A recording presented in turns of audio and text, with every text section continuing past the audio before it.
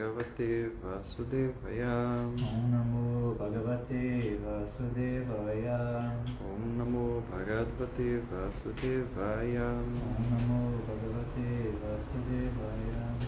Om Namo Bhagavate Vasudevaya. Om Namo Bhagavate Vasudevaya.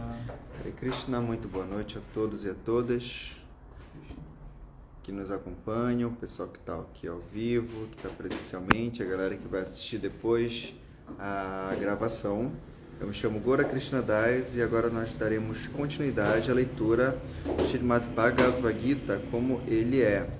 Hoje nós iremos ler o verso de número 33 do capítulo 2, que é intitulado Resumo do Conteúdo da Gita ou Sankhya Yoga. Esse verso diz o seguinte: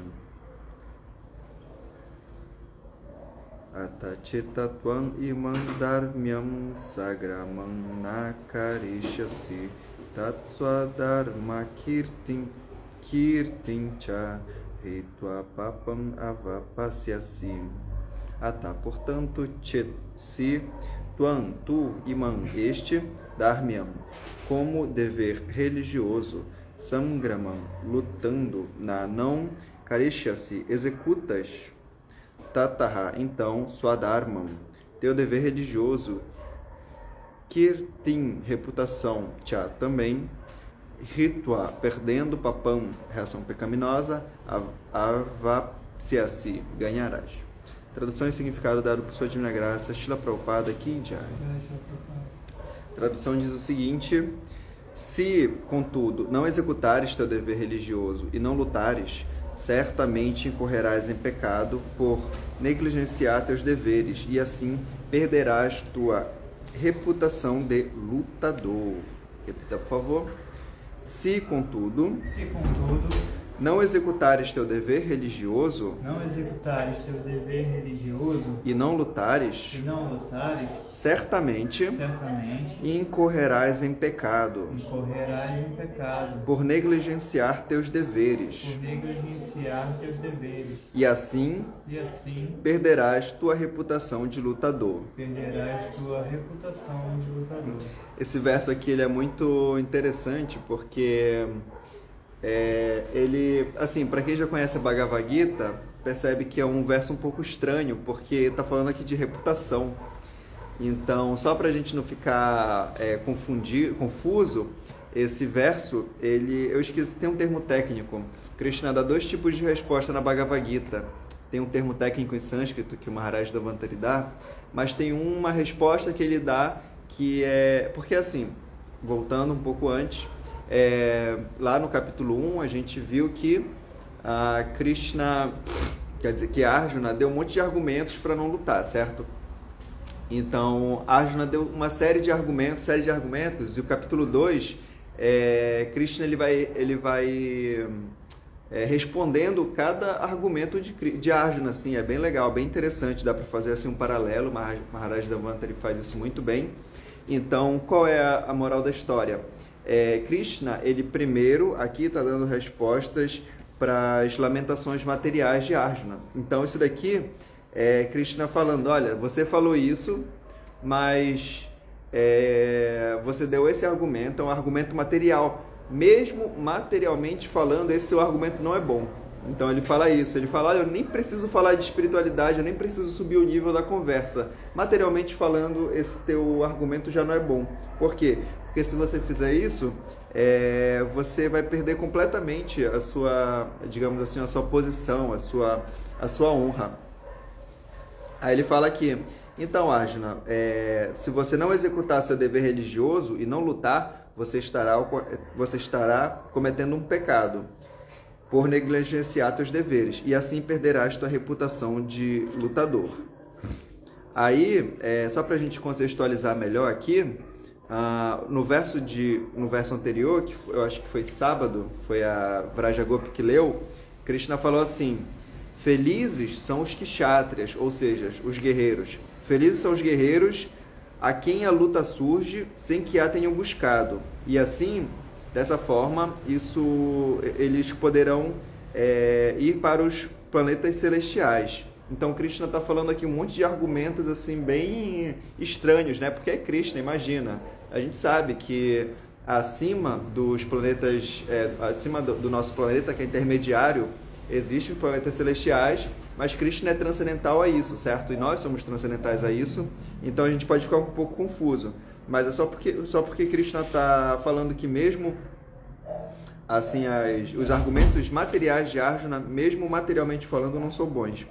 Então Krishna vai, deixa eu ver, até o verso 37, então é o verso 34 ao 37, 33 ao 37, que Krishna vai dar esses argumentos materiais, assim, é bem, bem curioso, mas depois ele vai mudar o rumo da história e ele vai falar um assunto superior, certo? Lá no verso 38, que é um verso muito bom. Então, vamos ler aqui o significado de Srila Prabhupada. Diz o seguinte: Arjuna era um guerreiro famoso e obteve fama combatendo muitos semideuses grandiosos, incluindo o Sr. Shiva. Essa luta com o Sr. Shiva é muito legal, assim, é o momento que Arjuna ele recebe uma bênção para ele ir lá com seu pai. Quem é o pai de Arjuna? Pandu. Não, o pai... Não, o Pandu é o Dante. Nossa, é Indra? O pai de Arjuna é o próprio Indra, o deus dos semideuses, assim, é o semideus mais, digamos assim, sublime dentre os semideuses. Então, o que acontece? Arjuna, ele ganha uma bênção assim para ir lá com o pai dele, conversar com o pai dele, que ele tinha que pegar uma arma, tinha que pegar um arco, que é o arco, inclusive o arco Gandiva, se não me engano, que ele pega justamente com o pai dele. Só que quando ele chega lá no planeta celestial, é curioso que ele tem uma luta com Arjuna, com Shiva, e ele começa a lutar com Shiva, e obviamente, né, Shiva é poderosíssimo. Então ele foi lutando com Arjuna, e Arjuna de forma alguma conseguia ganhar dele, assim, é uma descrição bem, bem, bem legal. E é curioso porque quando Arjuna está lutando com Shiva, é numa floresta. Então o que acontece? Arjuna usa todas as suas armas, mas ele fica pensando: essas minhas armas são capazes de matar qualquer semideus.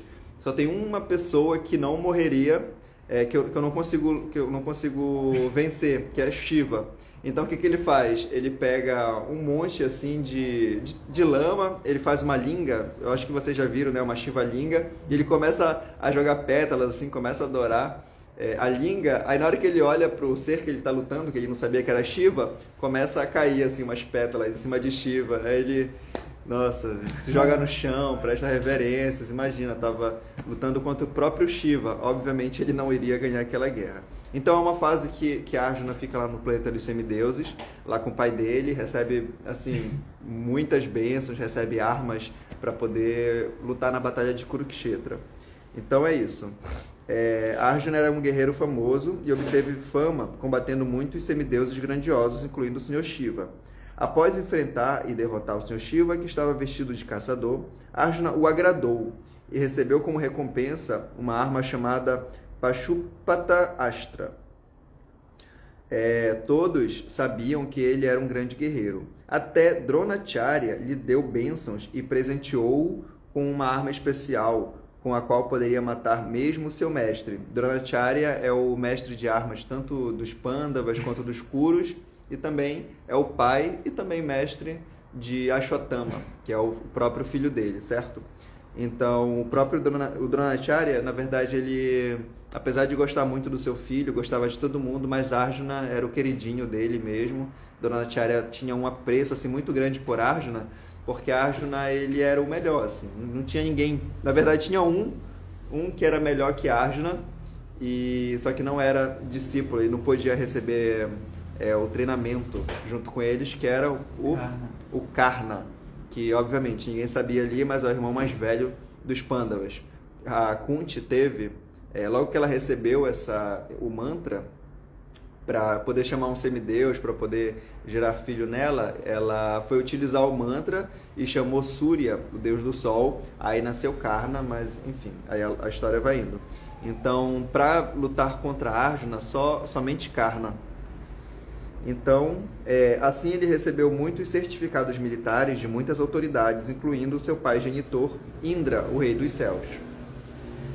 Mas, se ele fugisse da batalha, não apenas negligenciaria seu dever específico de kshatriya, mas perderia toda a sua fama e bom nome, e então prepararia sua estrada real para o inferno. Em outras palavras, ele iria para o inferno não por combate, mas por retirar-se da batalha. Shila Prabhupada aqui, Jai. Uma Gyana Timirandasya, Gyana Jana Shalakaya Chakshuni Tanjana Tasma Shri Gurave Namaha. Namo Vishnu Padaya Krishna Prasthaya Bhutale Srimati Chandra Prasanti Nande. Namo Vishnu Padaya Krishna Prasthaya Bhutale Srimati Bhakti Vedanta Prasanti Nande. Então, esse verso, essa sequência aqui é bem tranquila de pegar, e o significado ele é curto, então eu vou ler mais um verso, tá bom? O verso de 34 diz o seguinte: as pessoas sempre falarão de tua infâmia, e para alguém respeitável, a desonra é pior que a morte. Significado: seja como amigo ou filósofo, o Senhor Krishna agora apresenta a Arjuna seu julgamento final quanto ao fato dele recusar-se a lutar. O Senhor diz: Arjuna, se deixares o campo de batalha antes mesmo de o combate começar, as pessoas te chamarão de covarde. E se achas que, apesar das pessoas te xingarem, salvarás tua vida fugindo do campo de batalha, então meu conselho é que seria melhor morreres em combate. Para um homem respeitável como tu, a má fama é pior do que a morte. Então não deves fugir temendo por tua vida. É melhor que morras em combate.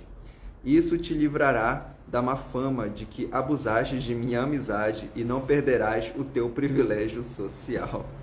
Em sua opinião final, o Senhor disse que era preferível que Arjuna morresse na batalha a retirar-se da luta, certo? Então esse daqui é um significado bem interessante de Prabhupada, porque Prabhupada ele é tão interessante que ele dá para perceber que ele entende a psicologia dos guerreiros, entende? Ele fala sobre a psicologia até mesmo de Krishna. Então ele está dizendo aqui, Krishna está dizendo tal coisa mesmo, assim, tá até entre aspas. É bem legal essa passagem. Então tem uma coisa aqui interessante, que é a relação de amizade entre Krishna e Arjuna, porque a gente percebe que Krishna ele é primo de Arjuna, ele é amigo de Arjuna e agora se transforma em mestre de Arjuna. Então muda o tipo de relação. Krishna não mais vai ter um relacionamento assim apenas para tratar bem a Arjuna, não.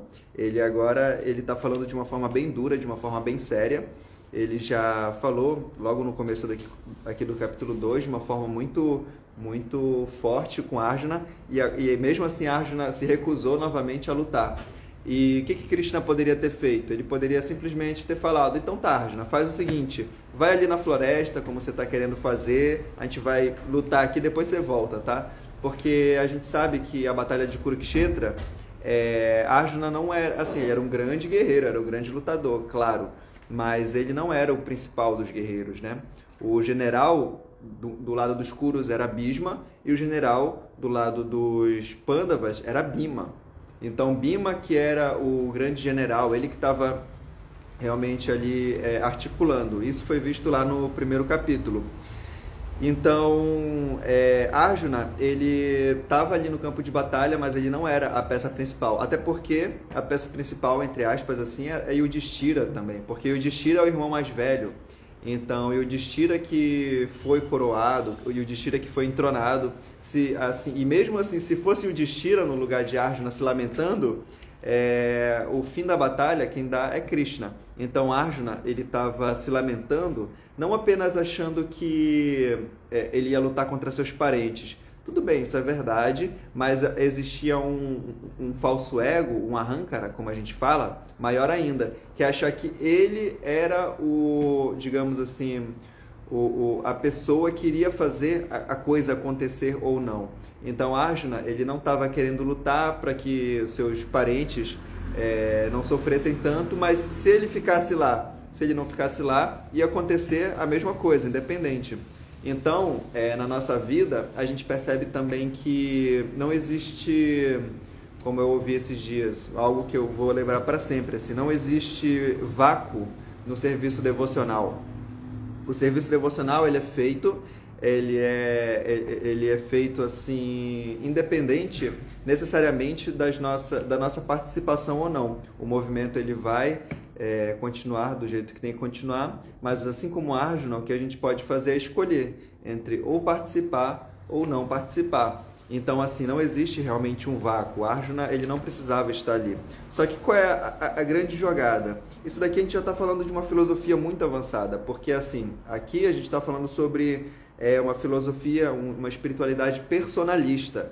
Então, a gente já está num nível, assim, mais, digamos assim, mais avançado de filosofia de espiritualidade. Só que esse tópico aqui da amizade, ele é superior ainda a essa filosofia que já é superior.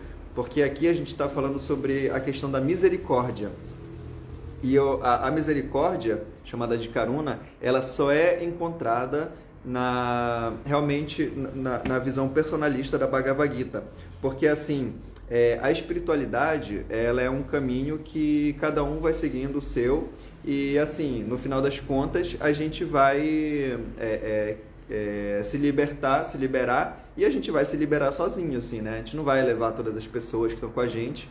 Só que na visão aqui da Bhagavad Gita, a questão ela é diferente. A gente não está querendo se liberar, né? A gente não está querendo nos salvar, não é um salvacionismo nesse sentido. A gente está querendo ir, mas vai levar muita gente junto. A gente está querendo espalhar cada vez mais essa filosofia. E Krishna está fazendo exatamente isso. Ele poderia, tipo assim, vamos lutar aqui, eu que dou o resultado, a galera já está aqui. Então Arjuna estava atrapalhando mesmo ali o fluxo. Então ele, mesmo atrapalhando, Krishna ele não foi, digamos assim, não foi literalmente assim, impessoal, né? Ele realmente deu seu tempo, deu sua energia, deu suas instruções, e várias vezes. Não é que Krishna falou, olha Arjuna, vamos lá lutar. Aí Arjuna aceitasse. Não, ele relutou uma vez, relutou duas vezes, e fica relutando a Bhagavad Gita, assim, até lá no capítulo 10, Krishna precisa falar muitas coisas, assim, Krishna precisa explicar várias e várias situações para poder Arjuna realmente sair do campo mental, que ele estava na mental, né, como a gente fala, para ir para o campo realmente intelectual e falar, não, realmente eu tenho que ir por conta disso e disso e disso, né? Ele também não vai aceitar o que Krishna está falando somente por aceitar, certo? E uma coisa curiosa é que Krishna, ele é amigo de Arjuna, ele passa as instruções para Arjuna, mesmo Arjuna atrapalhando a história. E Krishna, como Prabhupada falou aqui, Krishna está sendo muito pesado, mas algo interessante que a gente vê aqui no final da Bhagavad Gita é que Krishna, ele não fala assim, olha Arjuna, agora você tem que lutar, esse daqui eu te falei a verdade. Olha o que Krishna fala, lá no final da Bhagavad Gita, na conclusão. Ele fala, olha, peraí. Ele fala assim, Arjuna, tá aqui, expliquei-te, assim, um conhecimento ainda mais confidencial. Delibera sobre isto detidamente, e então faze o que desejares fazer. Eu acho essa frase assim de Krishna uma das frases mais assim emblemáticas da Bhagavad Gita. Claro que tem várias, né? Mas ele fala isso. Eu te expliquei o que existe de mais confidencial. Delibera, pensa. Ele não fala assim, segue o que eu tenho que fazer. Não, ele fala, delibera, pensa, vê se realmente você concorda. E se você não concordar, tudo bem, assim, você não vai, quer dizer, você não vai para o inferno no sentido, naquele inferno eterno que vai sofrer, ou você aceita Krishna, ou você vai sofrer o resto da eternidade. Não, depois terão outras oportunidades. Mas então ele fala, delibera sobre isto detidamente, de forma realmente introspectiva. E então fazes o que quiser. Eu acho essa frase incrível. Aí depois Krishna finaliza a Bhagavad Gita, aí Arjuna vai dar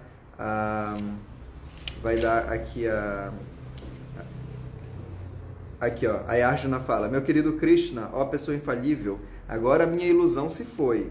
Por tua misericórdia recuperei minha memória. Agora me sinto firme, não tenho dúvidas e estou preparado para agir segundo tuas instruções. Imagina, olha a diferença do Arjuna do final para o Arjuna do começo. Aqui no começo, né? Aqui desculpa, no final do primeiro capítulo, aparece aqui a descrição de Arjuna completamente perdido, completamente confuso. Ele está tremendo, ele solta o arco. Imagina, o arco que o pai dele deu para ele. O Dhritarashtra está todo feliz. O Dhritarashtra todo feliz. Então, assim, a comparação é impressionante. E o que fez Arjuna mudar? Foi justamente essa, digamos, essa insistência de Krishna.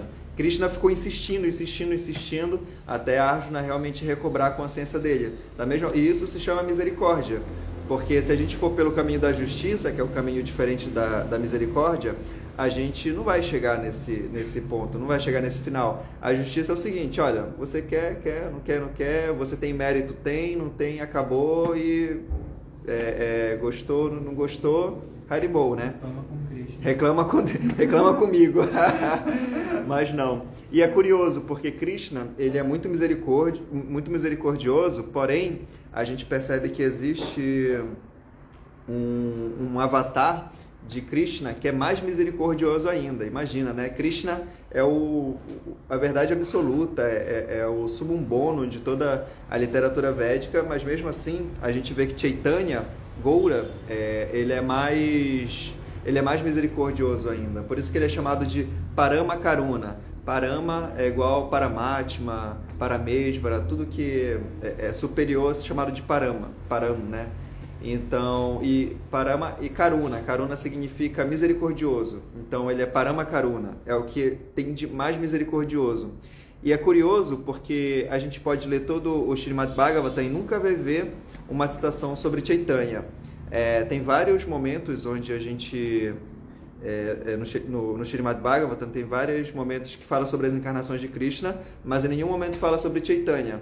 E é justamente porque ele não vem necessariamente como ele mesmo, como Deus, como a suprema personalidade de Deus. Não, ele vem como devoto. Esse que é o mais curioso. Como ele vem como devoto, a ideia é de que o devoto ele é mais misericordioso ainda do que o próprio Krishna, porque ele dá Krishna para as outras pessoas. E isso a gente observa por conta de algo bem legal, assim, que é a questão do livre-arbítrio. Krishna, por ser Deus, ele precisa respeitar o livre-arbítrio das pessoas. Então, uma pessoa que escolhe dar as costas para Deus, Krishna, ele, por conta por conta da sua energia material, ele deixa a pessoa ali. Então, qual seria a moral da história? Eu quero desfrutar, eu quero me assenhorear, então a ideia é que eu ficasse eternamente assim, porque se eu quero ficar em ilusão, Krishna não pode, quer dizer, ele pode tudo, né? Mas ele não se mete nessa história e deixa a gente agir segundo o nosso livre-arbítrio. Porém, o devoto não. O devoto, ele não liga necessariamente para o livre-arbítrio, porque ele sabe que as pessoas estão sofrendo.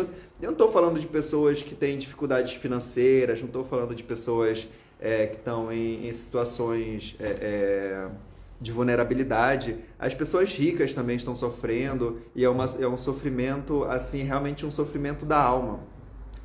Porque...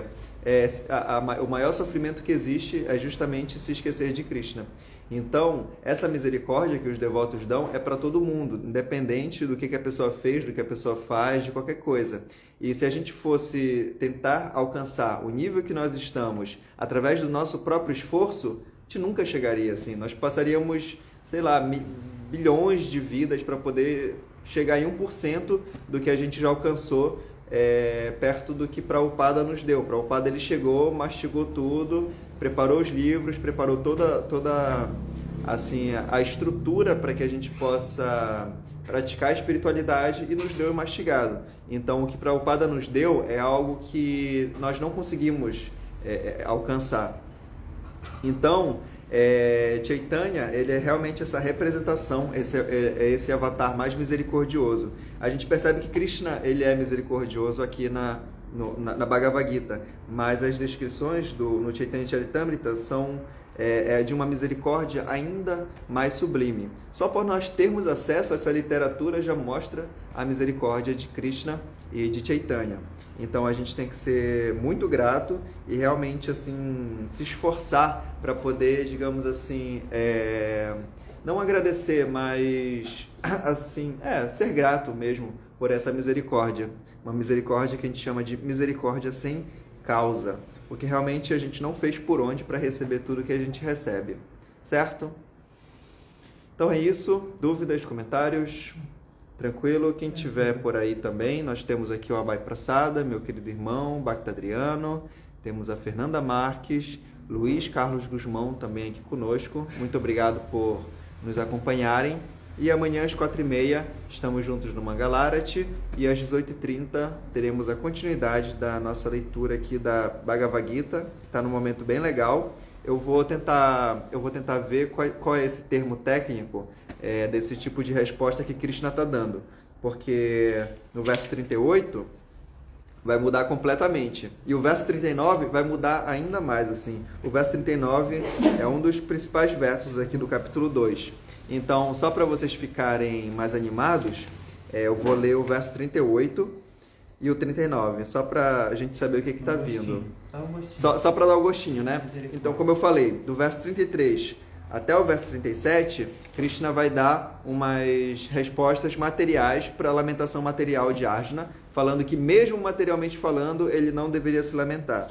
Então, o verso 38 é muito bom. Ele fala: luta pelo simples fato de lutar, sem levar em consideração felicidade ou aflição, perda ou ganho, vitória ou derrota.